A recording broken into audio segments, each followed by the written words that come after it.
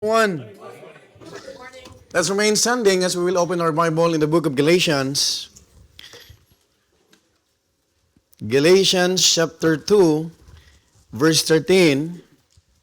By the way, for the visitors that we have a Sunday school series, and this is for our fifth week for the Bible case files. This is in continuation of what we are studying. And this time, we will be reading one verse only from Galatians chapter 2, verse 13. If you are there, please say Amen. Sabay-sabay po nating basahin ang Galatians chapter 2, verse 13. Andiyan na po ba tayong lahat? Amen. If you are there, please say Amen. Tayo po ay sabay-sabay magbasa. Ready? Read. And the other Jews dissembled likewise with him, insomuch that Barnabas also was carried away with their dissimulation.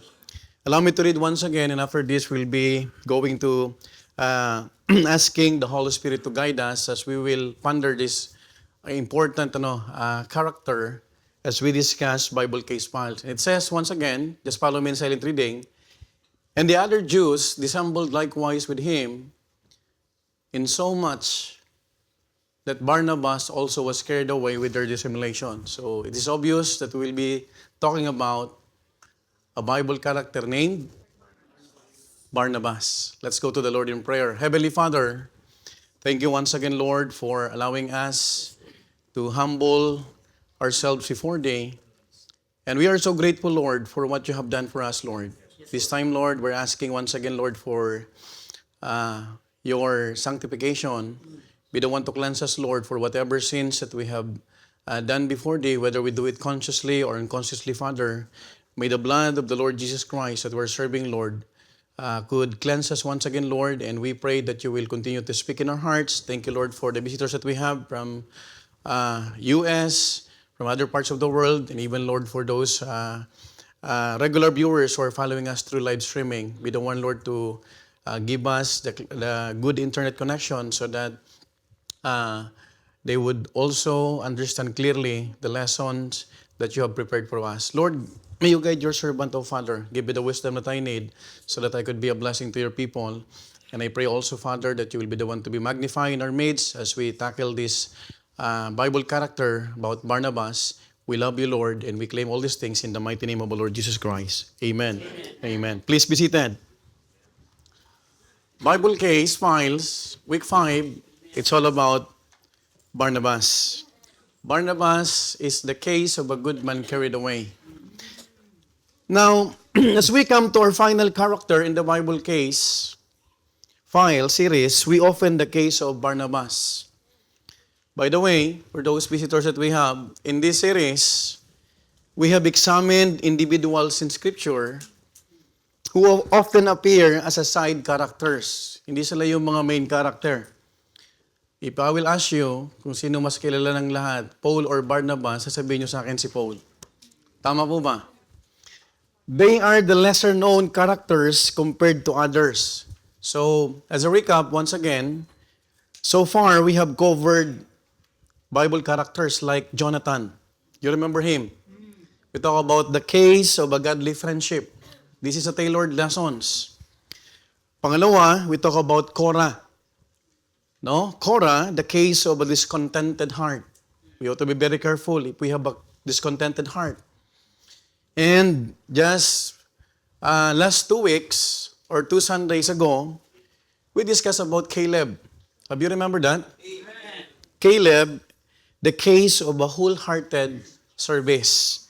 So today, let's talk about Barnabas. Barnabas, the case of a good man carried away.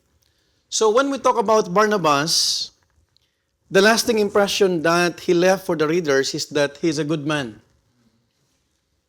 Barnabas and Paul, listen to this, had spent many years together as laborers. So ano to parang Batman and Robin. Now, in Acts 15:37 to 39, listen to this. We find the last mention of Barnabas in the narrative of Acts. So, Acts 15, if I am going to read this and just follow me, Ang sabi ng Acts 15:37 to 39, and Barnabas determined to take with them John, whose surname was Mark. So yung Mark pala ay hindi pangalan. It's a surname. John Mark. But in verse 38, but Paul thought not good to take him with them. Dito nagkaroon sila ng ng paghihiwalay, who departed from them from the Pamphylia and went not with them to the work. Verse 39. And the contention was so sharp between them that they departed asunder one from the other. And so Barnabas, listen to this, and take note about this, took Mark and sailed unto Cyprus. So ito yung huling mention sa pangalang Barnabas. Now this is only Acts 15. Now let me ask you, how many chapters in the book of Acts? 28. 28. Pero huling nabanggit ang pangalang Barnabas sa chapter 15. Now, after this point, he is no longer followed in the record. Si Paul, halos lahat ng chapter nandun. Pero yung pangalang Barnabas, wala na. Now, we will understand as we proceed to our lesson, because that raises the question, why does a man so used by God no longer appear in the continuing narrative? So minsan, just like in the book of Revelation, the church is no longer mentioned after chapter 3. Kasi doon natin mapakikita na ang church ay mararapture. Are you following? So why does a man so used by God no longer appear in the continuing narrative? Now, Acts, let us be reminded, the book of Acts, alam to ng mga Bible college student, ang book of Acts, ang kanyang genre ay history. Tama po ba? It is a contemporary of the Old Testament, katulad ng Deuteronomy. Dito, tama si Sir Aprilin. Hindi siya nagkamali dito. Now, Acts is an action-packed book that records early church history. But the question is, where was Barnabas in the remaining 9 or more chapters? And what we can learn from that? Bakit hindi na siya nabanggit? The case file that we're going to open is Barnabas. It's not about a bad man falling, but a good man carried away. A good man carried away. Sino po sa inyo minsan, you have a remark, that man is a good man. Are you following? Minsan may mga impression tayo, yung tao niyan, napakabuti. Hello? Now, if you will understand, in Acts 11 verse 24, we would say that a good man established in the Bible. Let's talk about first, a good man established. In Acts 11:24, since tayo ay nasa Sunday School, can I request, Brother Erwin? Mamimiss ko to eh. Maghihiwalay na naman kami to next week. Could you please stand up and please read this verse? Acts 11 verse 24. For he was a good man and full of the Holy Ghost and of faith, and much people was added unto the Lord. Thank you so much. Look at this. For he, who is he dito? It's Barnabas. He was a good man. Not only that, full of the Holy Spirit or Holy Ghost and of faith.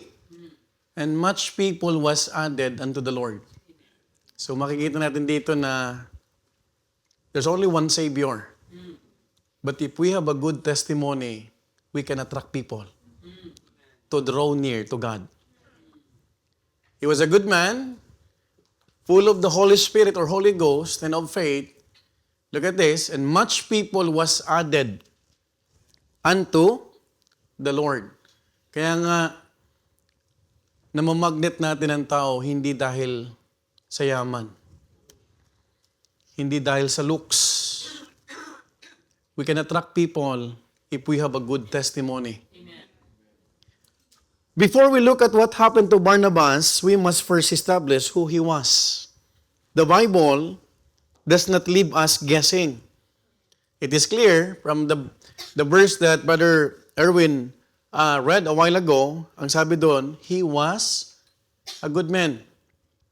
Now, to be described in the Bible as a good man is something that has weight. Biruin mo kung ang Bible ang i-describe ay Jun Monte, a good man. No? May weight yan. Tama po ba? Now, Barnabas seems to be the plus one of Apostle Paul or the second man of Paul.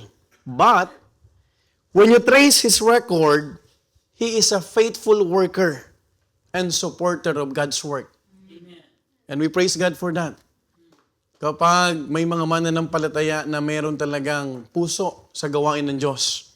And that should be the case for every one of us. Dapat tayo po ay merong puso sa gawain ng Panginoon. Now, this is his clean track record as a good man. Bakit siya binanggit sa Bible na good man? Number one, he was an unselfish man. Look at this. He was an unselfish man. Let's read Acts chapter 4, verse 36 to 37. Missionary Grace, could you please read that? Acts 36 to 37. Sige po, nasa Sunday school tayo. It says, and Joseph, who by the apostles was surnamed Barnabas, which is being interpreted, the son of consolation, a Levite, and of the country of Cyprus. 37, having land, sold it, and brought the money, and laid it at the apostles' feet.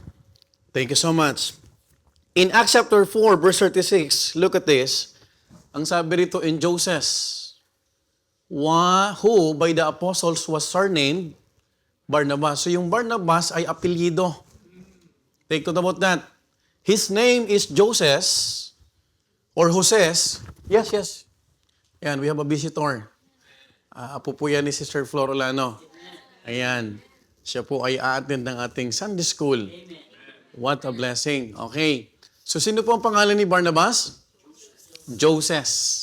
No? So we need to be oriented that the name Barnabas is not a name. It's a surname.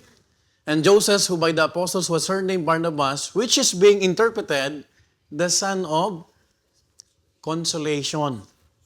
A Levite, saan siya galing? Sa Cyprus. Now, in verse 37, look at this, having land, sold it, and brought the money, and laid it at the apostles' feet. Nung panahon ng mga early churches, mga kapatid, walang house worship, wala pang church building. So you would notice, lahat ng offerings, kung saan nakatayo yung nagtuturo, katulad ng mga apostol, doon binibigay yung offering. Are you following? So that we could understand the context. Now, he was not holding back. He was committed to the work. The reason why we need to understand this because pag pinag-aralan mo kapatid, bakit sinabi ng Bible, he was a good man because Barnabas is a giver. Can I hear amen? Giver, mga minamahal ko, si Barnabas. His giving was not just a benchmark, not the bear, many move. Are you following? Now, when we are giving the tithes, you're not yet giving. We are just returning what belongs to the Lord. Tama po ba? Pwede nating sabihin na tayo ay nagbibigay sa Panginoon after we gave our tithes. Can I hear amen? Pero hindi nagbigay ng minimum si Barnabas, si Joseph. But the Bible tells us, binigay niya kahit po yung pinagbentahan ng kanyang lupa. Now, you have to understand that this man is a man, mga kapatid, na makikita mo may puso sa Panginoon. A man reveals his priorities not by what he keeps, but by what he is willing to release for the work of God. Alam mo, minsan, you will be surprised. Sa kakatago mo, ikaw ang nawawalan. Uy, wala akong pinaparinggan ha. Yung malinis to ha.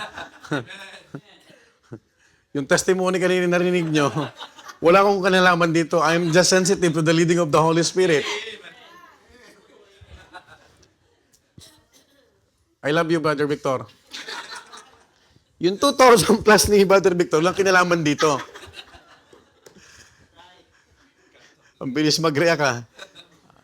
Ibig sabihin, kailangan kapatid, pagdating sa gawain ng Panginoon, huwag tayong magtago.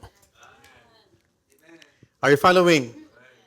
Now take note, when we read Acts chapter 4, hindi pa tawag siya dito Barnabas. Joseph pa lang. He was not yet a key figure here at this point. Nung binigay niya yung pinagkabentahan ng kanyang lupain, hindi pa siya yung leader. You have to understand that. But he was known for what? His giving. Now, we need also to understand, he did not wait to be faithful when he started having a position or a voice. He was faithful from the very beginning, just like what we have studied. Caleb. Si Caleb, kapatid, bago siya naging spies, he already established his integrity. Amen. That is why, hindi tayo nagiging faithful dahil may posisyon tayo. Are you following? Kahit wala kang title sa loob ng church, pag ikaw ay faithful, you would realize ang Panginoon ay napiplease. Amen po ba? We don't need titles, position. Kasi may iba, at nakakatakot yun. Kapag nagkaroon na tayong title, dun pa lang nagiging faithful. And by the way, faithfulness is always rewarded.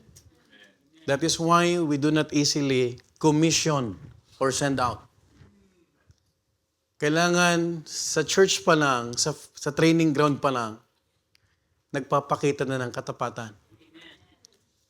That is why Apostle Paul was so careful in laying hands. Why? Kasi pag nagkalat yan sa labas, it will boomerang sa loob. Alam mo, tatanungin ng tao, ba't kasi sinend out yan? Are you following? That is why we need to understand this church is a ground for training. Can I hear amen? Tinuturuan po tayo ng katapatan. Secondly, bakit sa sinabing good man, not only he was an unselfish man, but he was trusted by the local church. He was trusted by the local church. By the way, we do not believe in universal church. There is no such thing as universal church. Do you know that the word Catholic, it means universal? Pag Catholic ka, kahit nasa Pilipinas ka, pumunta ka ng Italy, member ka pa rin. Because their teaching is what? Universal. But the Bible tells us that we are patterned to what? Local, visible, hindi invisible ha. Kasi pag invisible yan, invisible din ang offering yan. Tama po ba? Local New Testament pattern. Kung ano ang nasa Biblia, yun ang susundan natin. That is why we do not believe in Arminianism, Calvinism. We believe in Biblicist, being Biblicist. Kung anong nasa Bible, susundan natin yon. Can I hear amen? Because we are not the founder. Be very careful. Take heed, sabi ni Apostle Pablo, kung paano natin ginagawa ang ministry. It's not on our ideas and opinions. Can I hear amen? Sabi ni Paul, as a wise master builder, take heed how you build. Kasi akala mo nagbibuild ka, but you will be surprised someday somehow because in the Bema judgment, sasalain lahat. Kung yung ginagawa nating ministry naaayon sa salita ng Diyos. Hindi naman pwede puro building kingdom, pero wala sa kalooban ng Panginoon. Are you following? Now take note, in Acts chapter 11 verse 22, Acts 11:22, can I request, Sister, sino bang mukhang spiritual dito? Si Selena. Sister Selena, could you please read Acts 11 verse 22? Then tidings of these things come unto the ears of the church which was in Jerusalem, and they sent forth Barnabas that he should go as far as Antioch. Amen. Look at this. Have you noticed in verse 22, then tidings of these things came unto the ears of the church which was in Jerusalem. Local to. Hindi universal. And they sent forth Barnabas. Hindi pa siya nasi-send out, giver na siya sa Acts chapter 4. Right? Tama po ba? Sino nag-send? It's a local church. Walang ministry na hindi nakakonect sa church. Are you listening? That he should go as far as what? Where? Antioch. Now, he was sent by the church to verify what was happening in Antioch and to confirm what? Good tidings. You know what? You will be blessed because hindi sila nagpadala ng kung sino-sino lang. They sent Barnabas, a man of integrity, a good man, filled with the Holy Spirit, hindi holy pilit. Are you following? Mahirap kapag pilit. Now, this shows trust because the one sent represents the church. And his judgment matters. His report will carry weight. May nakausap akong pastor. Tinanong ko siya, sabi ko, Sir, saan po ang sending church nyo? Wala. Sa akin lang to. Nakakatakot yun. That is why not everyone who tell you that I am a pastor, you will believe easily. Try every spirits. Amen po ba? Because we have the manual of our faith and practice. What is our manual? The Bible. Pag wala na dito, we have to be very careful. Kaya tayo may Sunday school. Amen po ba? That is why we need to understand that he must be a man of integrity. Do you believe on that? Hindi ka naman ipapadala sa first Jerusalem, yung first church, kung hindi siya nagpakita ng integrity. Now, what we could learn from this, trust is a stewardship and it builds time. Acts chapter 4 pa lang, giver na to. Walang sablay sa giving to. Tama? Nung sinend out siya sa Acts chapter 11, you would understand, maganda yung track record. Amen? But do you know, in our times, nakakatakot kasi maraming mga nasi-send out kahit walang integrity. Are you following? And it's very dangerous. How could you teach the people about giving kung ikaw mismo hindi ka naman naging matapat? Hello? Are you following? There's only one requirement that God requires to all stewards, and that is what? Faithfulness. Hindi good looking. Hindi mukhang maganda ang packaging. Kailangan maganda yung loob. Are you following? Now, we have to understand, pag pinag-aralan natin si Barnabas, you would see na siya ay pinagkatiwalaan ng Jerusalem Church. Sinend out siya, and I have a question to all of you. If responsibility were assigned today, would your name come up? That is why, bawat linggo na lumilipas sa atin, meron dapat nadadagdag at nababago sa atin. Can I hear amen? Ba't kayo tahimik? Hello? Dapat masaya tayo. Dumating si Preacher Herme. Dumating yung si Brother JB. Oh. Hindi nyo napapansin, dumarating yung mga gwapo. Oh, kasi isang gel namin. Hindi nakuha nila. Many want position but have not lived in a way that sustains trust.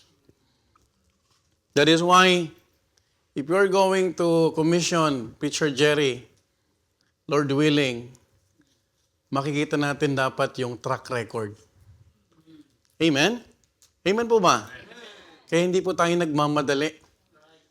Kasi pwede nating madaliin, i-fast track yan. But the question is, kalooban na ba ng Panginoon?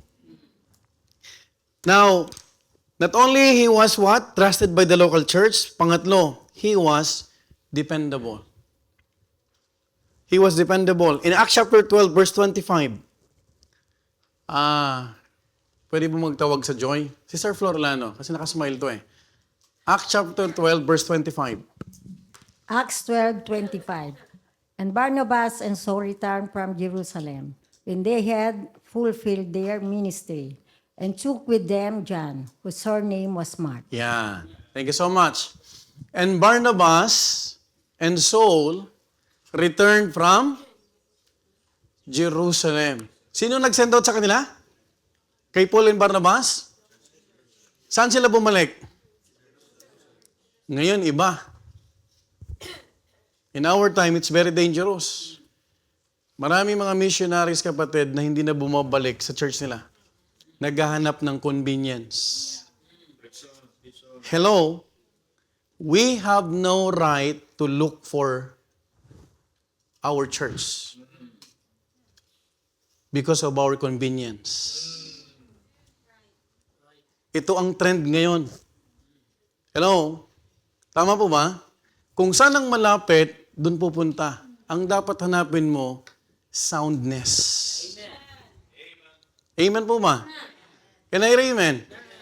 Yung aral, yung katuruan. Don't settle in a church where that place is only convenient. Tama po ba? And there are many people who are settling their membership because they fit, that church fits their what? Selves. Alam mo, maghahanap ako ng church ng ganito. Ito bang church na to ay okay sa akin? Mali. Tama po ba? Are you following? Now, pag-pray natin si Brother Jeff. Sabi niya, malapit na pastor. Who knows? Pagpunta ni Preacher Noli, babaptize na to. Kasi nakita niya yung goodness ng Panginoon. Amen? Amen po ba? Now, he does not leave a job half done. Take note, he finished what was given to him. He does not leave a job half done. Kasi bumalik sila, sabi ng Acts 12:25, when they had fulfilled their ministry. Ano ibig sabihin nito? Tinapos mo muna nila yung misyon. Amen po ba? Parang nag-report sila doon sa base. Pastor, the mission is accomplished. What a blessing. Hindi lahat ng missionaries nakakabalik kasi hindi nila natatapos yung mission. There are many people who are good in starting, but not in finishing. And you can only finish it by the grace of God. Amen po ba? Now, makikita natin, kapatid, that he was dependable because he fulfilled what? His ministry. The ministry that God entrusted to them. Take note, ha? Be very careful. Ang nag-send out Jerusalem, ang binalikan nila, Jerusalem pa rin. So makikita mo, kapatid, walang dalawang church. Isang church lang. Kasi hindi pwedeng magkamali ang Panginoon na nilagay ka dyan, tapos makikita mo, ay hindi pala ito ang para sa akin. Ang dapat tanungin natin, Lord, what will be the mission or task that you want me to do in this church? Amen po ba? And by the way, hindi po tayo matatapos sa mission na to hanggat hindi pa bumabalik ang Panginoon. Or until God calls us home. well, someday somehow we will hear a very great commendable. Well done, thou good and faithful servant. Biro mo sasabihin kay Brother JB, well done. Amen po ba? Pag sundalo ka, hindi lahat ikaw nakakatama. Minsan ikaw mismo tatamaan. Pero hindi ibig sabihin, you will quit. Ang ibig sabihin, Lord, enable me. Tama po ba? Kasi walang sundalo na hindi kapatid nakaranas minsan na siya ay nasugatan, tinamaan. And by the way, if you are aware about the military protocol, pag may casualty dyan, binibit-bit pa nila. Hello? Kasi gusto nilang i-portray, hindi kami nalalagasan. Do you know that even Iran, yung mga leaders dyan, they were, rhetoric. Okay pa kami. Kasi saywar yan eh.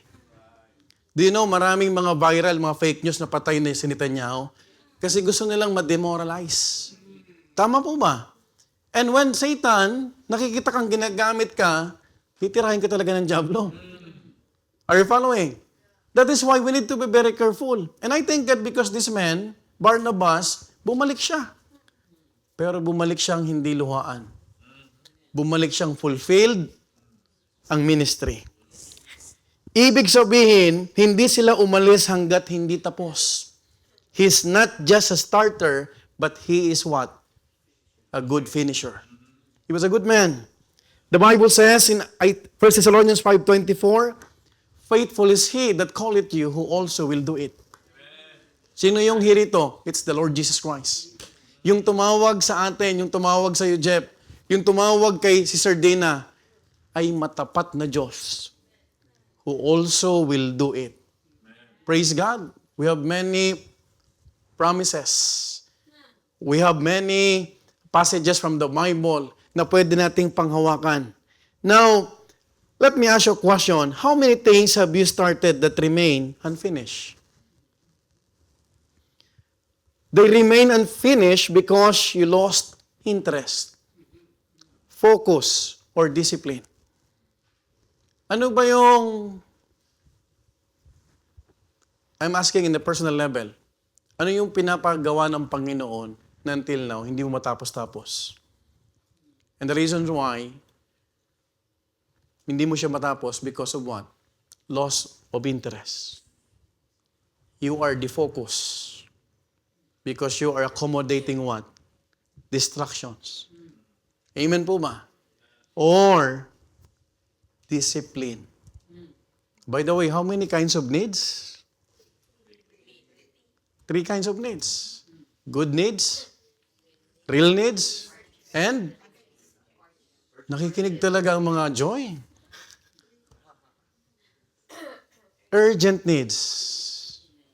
Minsan, nawawala tayo sa focus kasi kung ano-anong iniisip natin.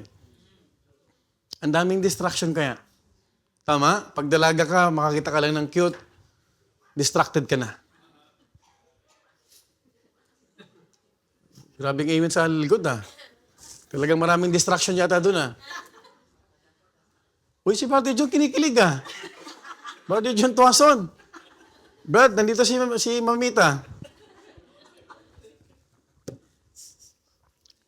Now, listen to this. You know what some people are distracted? Because of early gratification. Early gratification sometimes makes us lose focus on the task. You know what? There's one thing that I appreciate, Brother Jeff. Hindi ko sinasabi ito dahil karap ko siya ngayon. Nung ginagawa ang Titoya, ang roofing dyan, kahit pagod na to, focus siya Focus sa pagtatrabaho. Amen? Ang sarap talaga, alam mo yun, ang sarap kapag ikaw ay focus. Kasi you will not entertain distractions. Right? Ang nasa isip mo, matapos yung goal. Umulan, uminit.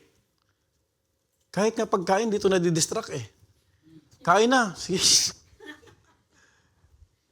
Focus. Maraming distraction. O, walang masama sa pagkain. Pero pag na-distract ka, hindi mo matatapos. Now, we have to understand, sometimes, may mga mananampalataya, o tayo, a little applause, a little recognition, and we begin to feel as though we have already finished. The good years of Bethany Milan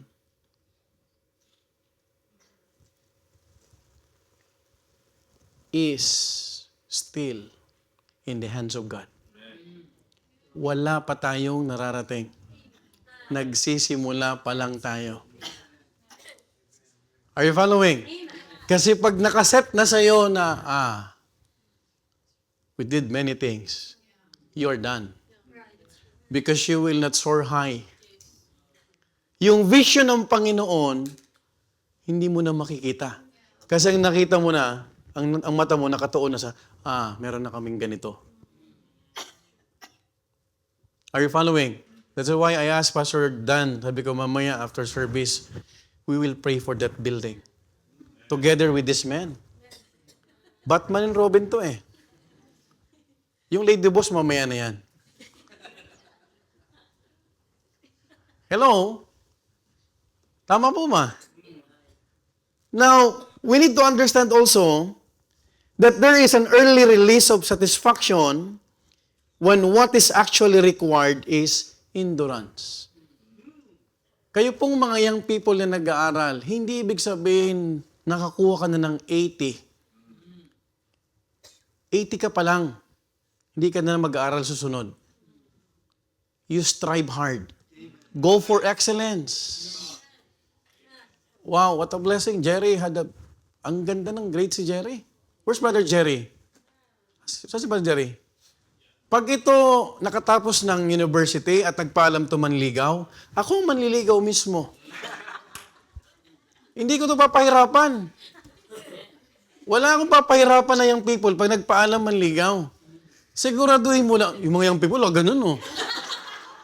Kita ko oh.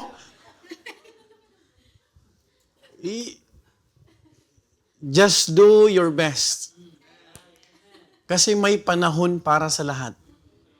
Amen po ba? Okay lang magkaroon ng crush. Walang problema si pastor sa crush na yan. Sabihin mo sa akin, mas maganda. Sabi ko, sige, magka-crush ka. Pero tapusin mo muna yung university. Amen po ba? Kasi nangangarap yung parents mo, yung pastor natin, meron tayong doktor dito, meron tayong dentist, meron tayong abogado para pag nagka-problema si Brother Sagani, may tatanggol sa atin. Amen? Meron tayong mga skilled. You know what? Church is composed of what? From different walks of life. But we have the same goal. And that is to please our Master. Amen po ba? Hindi mo kailangan, kapatid, makita yung tinatawag na, ay, wala naman akong ano. No. Hindi naman maganda kung lahat tayo ay pastor dito. Isipin mo, mula kay Pastor Dan hanggang kay Pastor Chris. Dito tayong lahat. Walang makikinig. Tama? Tama po ba? Now, we have to understand, this is where we fail. We respond to the feeling of completion without actually completing the work. This is very important. Dito tayo nag-fail. Let me repeat. We respond to the feeling of completion without actually completing the work. Hindi niyo ba napapansin kung sino ang pinakamalapit na bahay sa church yung pang-late? Totoo hindi? Hindi na late ang Kalosa kahit nakatira sila sa outside Milan. Kasi pag malayo ka, you will think about the time. Pero kapag malapit ka, dyan lang yan. Tingnan mo, ikaw ang late. Totoo hindi? Tama? Tama mo ba? Isa pa, pag wala yung mga employer nyo, kukuyakoy ka.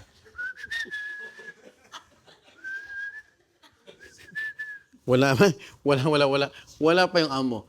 Ayan na, mag-message na. Nagulat ka. Sto tornando.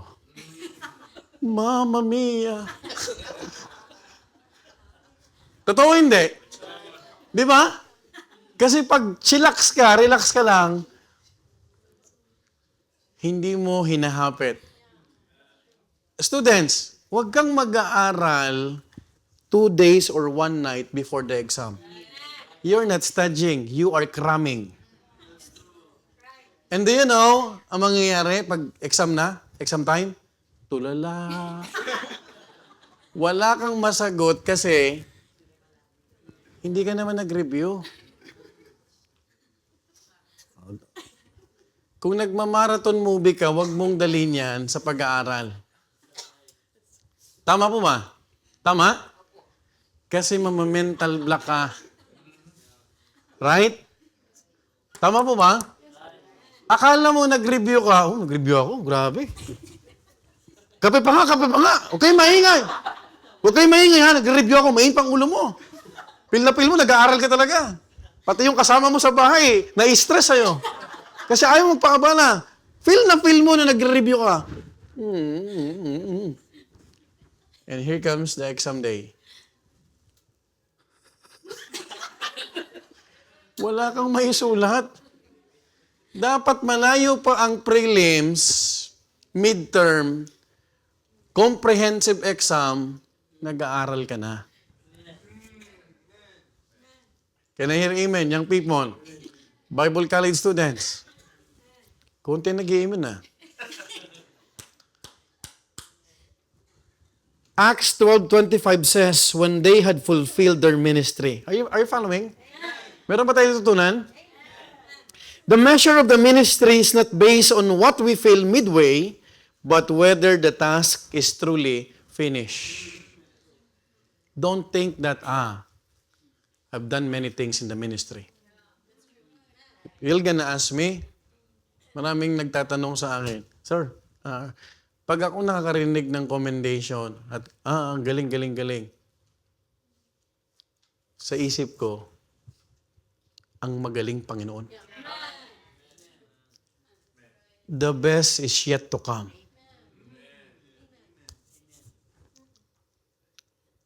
Sabi ni Pastor Dan, in US, the pastors there are used to what? To officiate funeral service. Pero dito mas maganda yung nagkakasal ka. Kasi pag funeral, malungkot.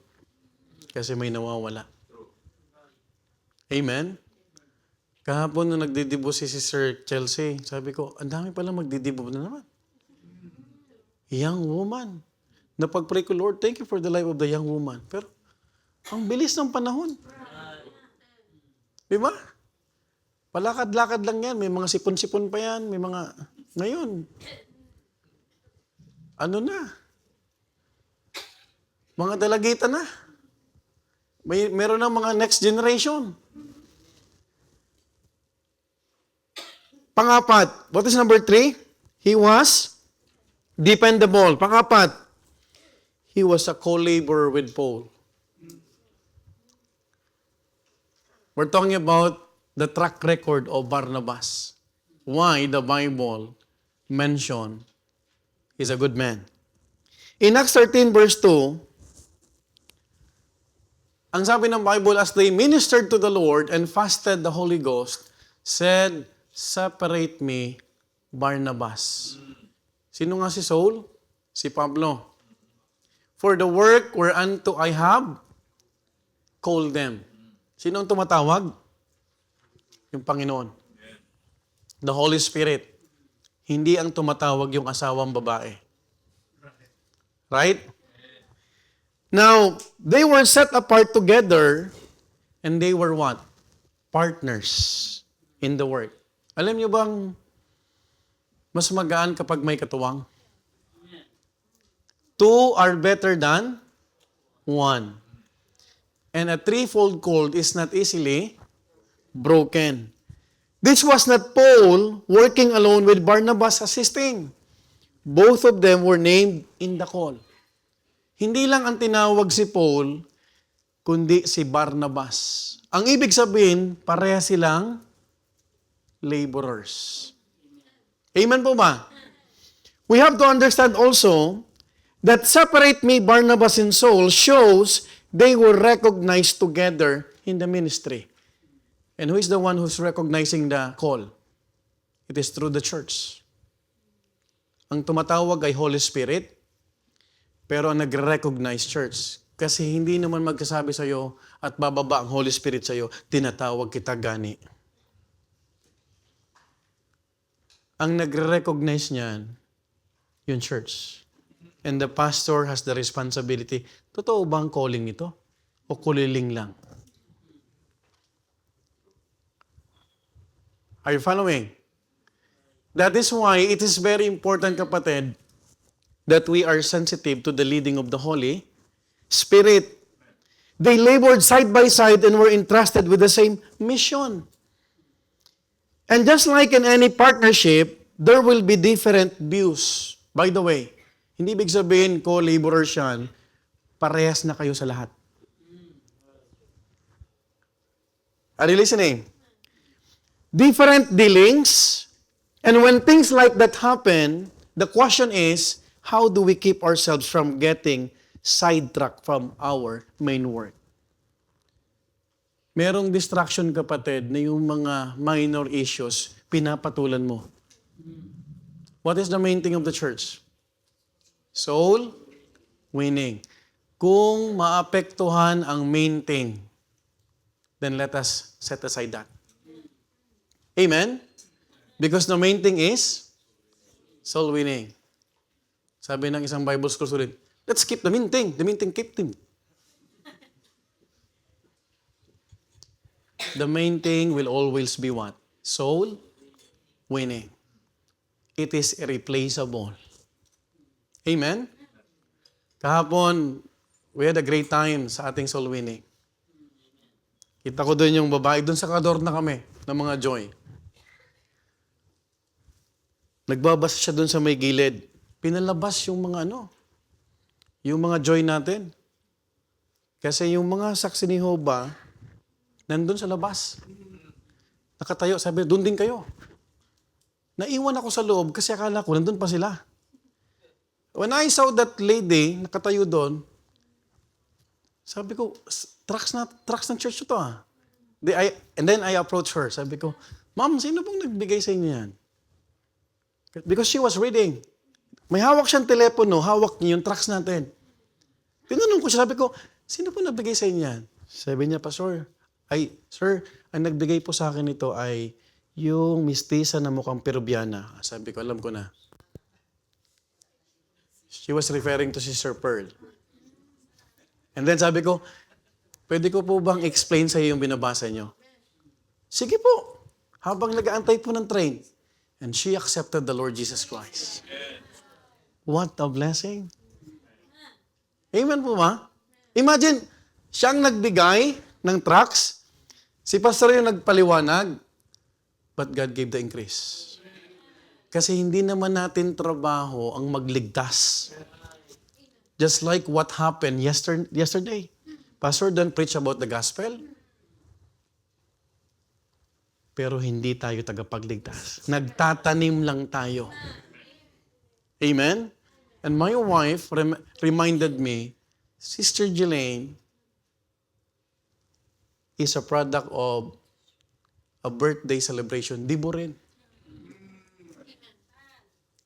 But who would have thought Sister Jelaine right now is a missionary wife? That's why you cannot discount every effort. Hindi mo alam yung mga nakikinig doon. O, sino ba nakakaalam? Di ba? Wala. Wala. Ang nakakaalam ng puso ng tao, yung Panginoon lang. Ang sa atin lang, kung ginagawa natin yung part natin. Amen po ba? Hindi mo problema kung di yan tumanggap. It's not our problem. We're just sowing. Pag ikaw ba nagtanim, you're expecting fruit. You are not a farmer. Hindi mo alam ang ginagawa. Baka may problema ka. Nagtanim ka ngayon, tapos aani ka ng Gusto, asan yung bunga? Asan cherry? Takes years. Pag ikaw, kapatid, nagtatanim, and you are expecting immediately Kahit sa business, Brother Erwin knows this. Ang ROI, it takes time. Right? Ang pagtatanim, hindi madali. Di ba may kanta tayo sa Pilipinas? Sino nakaalala nito? Ang magtanim ay di biro. Hindi alam na ng mga millennials to. Puro kasi kayo cellphone. Di ba? That is why we just need to what? Sow. Sowing. Sowing. Sowing. It is easy to say, I am called to preach, to disciple, to win souls, to be part of the choir, but the test is whether we can stay in step with those we are called to labor with. Alam mo ba ang choir, rendition, they're starting to labor at this very moment because malapit na yung world missions natin. Alam mo ba pag kumanta sila, ilang minutes lang. Pero ang rehearsal, isang katakot-takot. Tama? May galing sa trabaho, gutom yan. But they're coming because they want to do their best. Because God deserves the best from us. Amen? Hindi naman tayo naglilingkod sa barangay captain. Sa congressman.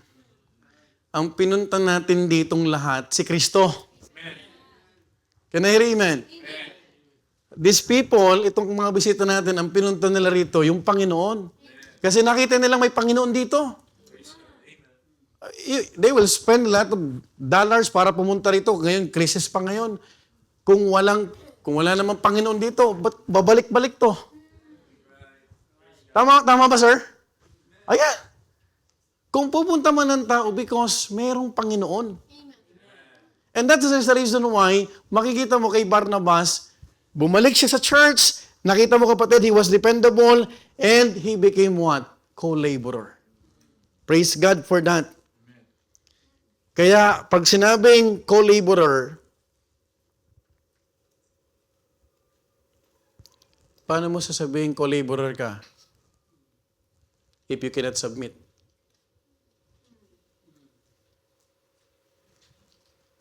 If you cannot adjust. If you cannot continue when there is tension.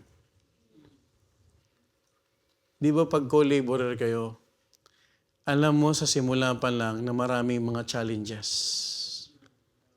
And the easiest way, as I'm always mentioning, is to quit and to stop. But do you know, Jesus Christ overcome the world. And we are designed as an overcomer. Yung pagkakahulma at ang pagkakadesign ng Panginoon sa atin, mas maganda pa sa Tesla, sa iPhone. Sa anumang disenyo ng tao. Kasi ang disenyo ng Panginoon sa atin is to become what? An overcomer. Not a quitter. Kasi marami ng quitter sa mundo. Hello? Tama po ba? Konting problema, quit. Konting challenge, quit. Wala lang pambayad sa kuryente, quit. Yung iba nga, nakukuryente, patay. Anong gusto mo? Walang pambayad sa kuryente o nakukuryente? Sabi ng asawa ko, nagkikringe na naman siya. Alam ko mukha lang Holy Spirit. Tama mali. Then the issue is not God's calling in my life, but in my willingness to work with others despite the differences. By the way, we are a unique being. Hindi pwede na parehas kaming lahat ni Brother Sagani. Hindi yung totoo. Naglolokohan kayo. Because we are a unique being. That is why you should not compare yourself to other people. Kasi pag kinumpara ko ang sarili ko kay Brother Erwin, may insecure ako dito, matangkad to eh. Tama? Tama po ba? Pag kinumpara ko naman yung sarili ko kay Pastor Dan, it's not wise. He's handsome. Next to me.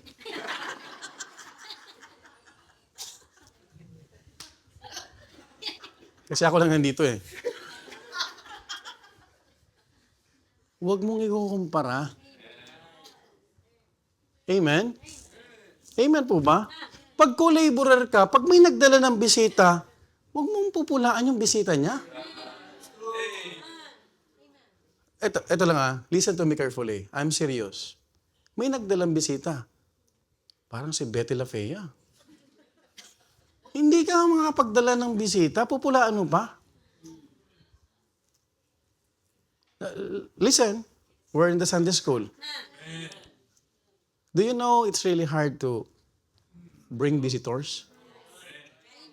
Regardless kung anong kulay ng buhok niya, ano itsura siya. Kapatid, don't judge.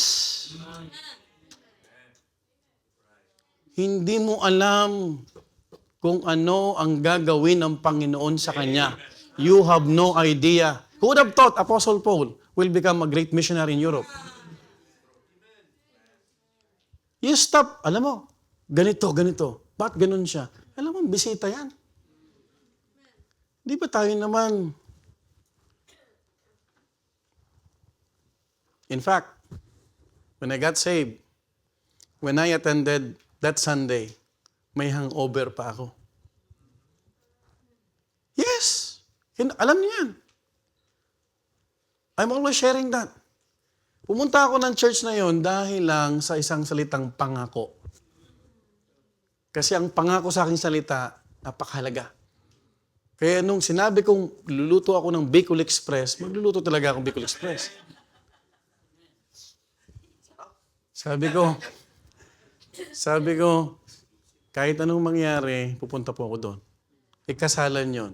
After ng kasalan, sa Cavite, Sabado pa lang, nagiinuman na. And then, I remember what I promised. Punta ako doon. And the preaching is about hell. That preacher asked me, if you're going to die today, are you sure that you will go to heaven? Sabi ko, hindi ko alam yan. I was raised as a Christian. Ang family ko, mga mananampalataya na. That is why I'm always emphasizing to the young people, hindi ka nandito dahil sa magulang mo. Because it's a personal matter. Amen po ba? Now, we have to understand, he was not only a co-laborer, but he was the first friend of Paul. Do you know that Barnabas, siya ang unang naging kaibigan ni Pablo after his conversion? In Acts 9:27, Preacher Judel, can you please read this po? Acts 9.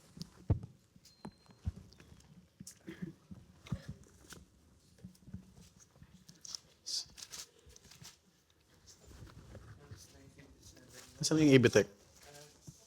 Ibitek, please. Acts 9:27. 9:27, apo. Okay. But Barnabas took him and brought him to the apostles and declared unto them how he had seen the Lord in the way, and that he had spoken to him, and how he had preached boldly at Damascus in the name of Jesus. Wow, thank you so much po. But Barnabas took him. Sino ang naglakas ng loob? Nasamahan si Paul. Sino po yon? Barnabas. Hindi lang niya sinamahan. Brought him to the apostles and declared unto them how he had seen the Lord in the way. I will paraphrase this. Si Saul, kilalang tao na mamamatay Krisyano, is habuking. Tama? Tama po ba?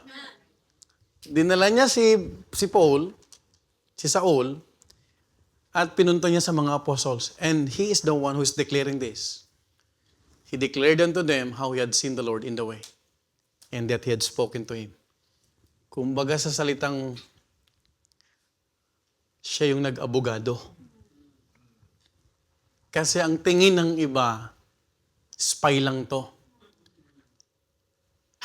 Are you following?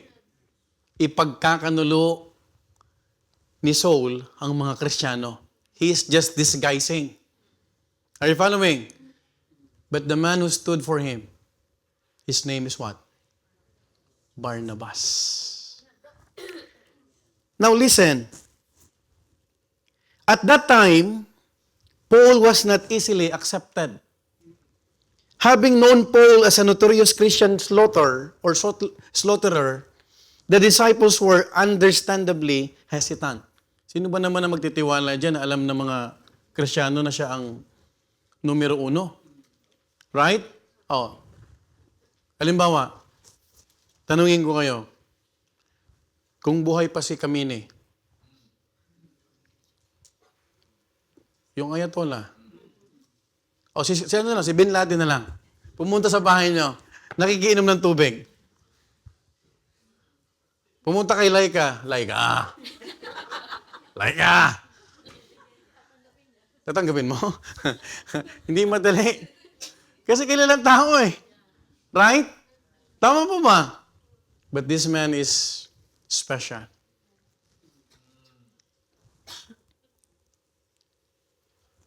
They doubted his conversion, but Barnabas stepped in.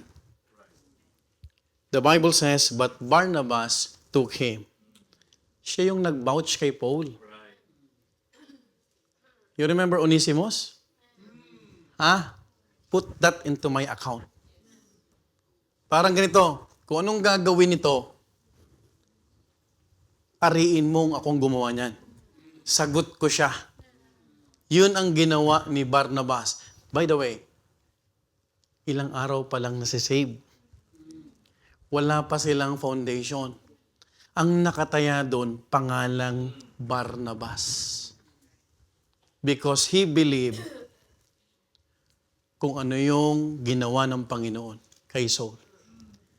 He brought him to the apostles and gave account of his conversion. That means, Barnabas was willing to stand with him when others were not yet ready. By the way, you cannot judge those people. Tama? Ang lagi nating mindset lagi, hindi tayo judge. Kung meron silang ganong perspective, it is because maybe yung mga kamag-anak nila ang pinatay. Hindi madali magtiwala. Right? Now, ibig sabihin, out of all, this is one of the strongest traits of Barnabas. Why? He bridges people. Amen? Hindi niya sinunog yung tulay. Siya yung tipo ng taong, baka naman may second chance pa yan. Alam mo, baka naman di lang kayo nag-uusap. Right? Hindi siya yung gatong. Ay, oo, wag na. Wala na pag-asa yan. Tama mo ba? Mahirap ang gatong. Pag gatong ka, sunog ka. Hello? Totoo ba yun? Do you agree with me? That is why when there is tension, you don't need to throw gasoline. Kung hindi mo kayang kumuha ng balde ng tubig, huwag ka na lang magsalita. Are you following? He bridges people. He gives the benefit of the doubt. He will put his reputation on the line for you. You know what? Ang sarap ng ganong kaibigan. I have a friend, a well-known friend, pastor also in the Philippines. There's one thing that I love about him. Pag naging kaibigan ka niya, kahit hindi kayo nag-uusap, kahit matagal kayo hindi nag-uusap, kung ano yung usapan yung harapan, kahit nakatalikod ka, yun ang sasabihin niya. American man, Asian man, or local, he's my friend. He's a good friend. Ang sarap na may ganun kang kaibigan. And if you find that kind of friendship, you treasure it. Amen? Kasi very rare sa mundo yan. It's a blessing from the Lord. He will put his reputation Ang sarap magkaroon ng kaibigan na Barnabas, natatayuan ka. Kaya hindi mo pwede sabihin, wala nang pag-asa yan. Kunyari lang yan. Sino naman tayo? He was Paul's first friend. Isang blessing na magkaroon ng totoong kaibigan sa ministry na hahawakan yung kamay mo as you go through the first steps in obeying the Lord. Hindi mo, na-develop yung growth ni si Sir Melcy because of friendship. Lagi itong nagkape tayo. Kape. Nagkaroon sila ng connection dahil sa kape-kape. Chat. Huwag ka lang makikipag-chat. Nahihilahin ka sa labas ng church. Kung makikipag-chat ka man, papasok sa loob ng church. Kasi marami din nagchat-chat. Palabas nga lang. But make a right decision. Someone who will not intimidate you but will guide you. You know what? Bridge friendships and bridge partnership. We need partners. Huwag kang magdagdag ng kaaway. Amen? Okay lang na ikaw awayin. Huwag ka lang makikipag-away. Even in social media, huwag kang papatol doon. Hello? You just do the will of God in your life. And God will take care of you. Tama mo ba? And you know what? Ang bungan makikita mo, hindi sa salita. Sa gawa. By their fruits, ye shall know them. Tama mo ba? Dapat tayo ang aalalay sa mga baguhan. Pagbago, alalayan natin. Amen? Hindi yung bakit yan ganyan, buhok niyan. Para siyang si Betty. Mali. Maling-mali. Hindi mo alam kung gaano kahirap magdala ng bisita. You stop that kasi hindi ka nga makapagdala siguro ng bisita eh. Have you tried? So, be sensitive. Can I hear amen? Kung ang past nila ay pinag-uusapan, we should be the first one to point to what God is doing in their present. That is why God is my witness. Lahat ng naging member dito na pag may gumaganyan, sabi ko, maybe you are true, but that is his past life. That is why sana hindi rin masira ang testimony. Noon po yun. Baka totoo po yung sinasabi niyo, pero buhay niya dati yon. Pero iba na po kasi ang buhay niya ngayon. Wow! Barnabas ka. Hindi yung, totoo? Alam mo, marites ka. Hindi si Sir Marites, hindi yan chismoso eh. Can I hear amen? Wala tayong time eh. Tutuloy natin to.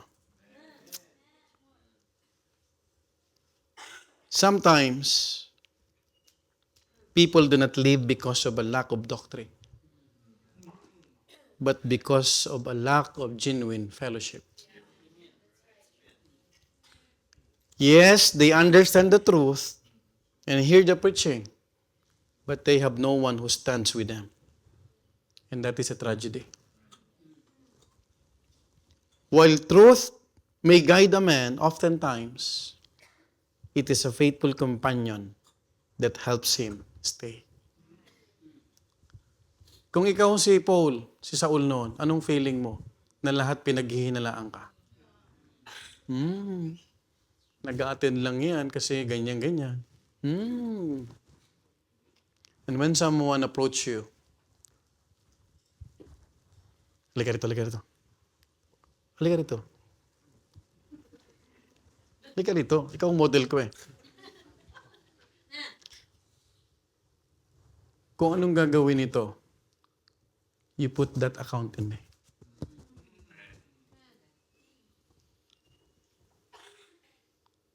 Do you know it's a blessing? Anong mararamdaman ng tao? Magkakaroon siya ng encouragement. Pero kung ang tingin, you can go back, Brad. Thank you so much. Love you, ha? Pero kung ang tingin mo ay,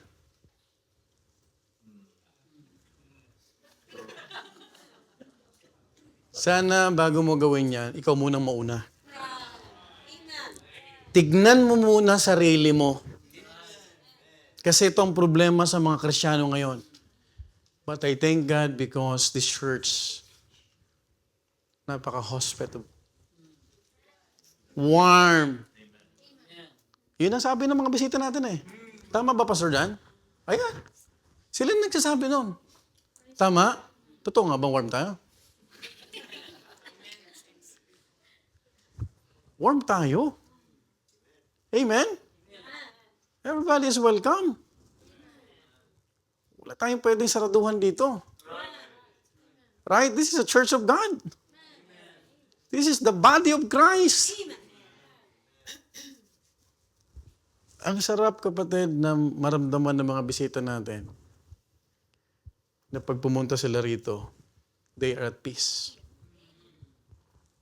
Someone who could lean on.